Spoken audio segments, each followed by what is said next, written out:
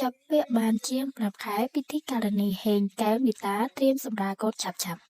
តាមរយៈវីដេអូនិងរូបភាពជាច្រើននេះបង្ហាញឲ្យឃើញថាពិធីការនីរូបស្រស់ហេងកែវនីតាកំពុងមានផ្ទៃពោះនិងត្រៀមសម្រាលកូនក្នុងពេលឆាប់ៗបន្ទាប់ពីចាប់ពាក្យបានជាង5ខែ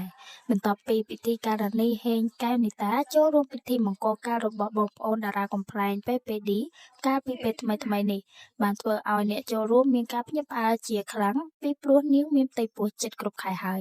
ក្រោយពីប្រកាសចាប់ពាក្យបានជាង5ខែថ្មីត្បិតតែកំពុងមានផ្ទៃពោះក៏ពិតមែនប៉ុន្តែហេងកែវនីតានៅតែមានរូបសម្រស់ស្រស់ស្អាតទាំងមិត្តភក្តិក៏ដូចជាអ្នកគាំទ្របានលាន់មាត់សរសើរថានាងស្រស់ស្អាតជាងពេលនៅលាវទៅទៀតដោយមហាជនបានដឹងស្រាប់ហើយថាពិធីការនី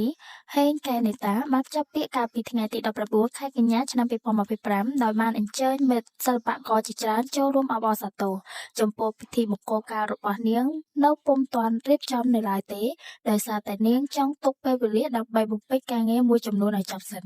ប៉ុន្តែអ្វីដែលធ្វើឲ្យគ្រប់គ្នាភ្ញាក់ផ្អើលនោះគឺនាងបែរជាបង្ហាញវត្តមាននៅពេលដែលខ្លួនកំពុងមានផ្ទៃពោះជិតគ្រប់ខែ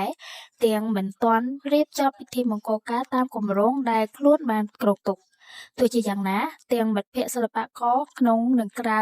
សិល្បៈព្រមទាំង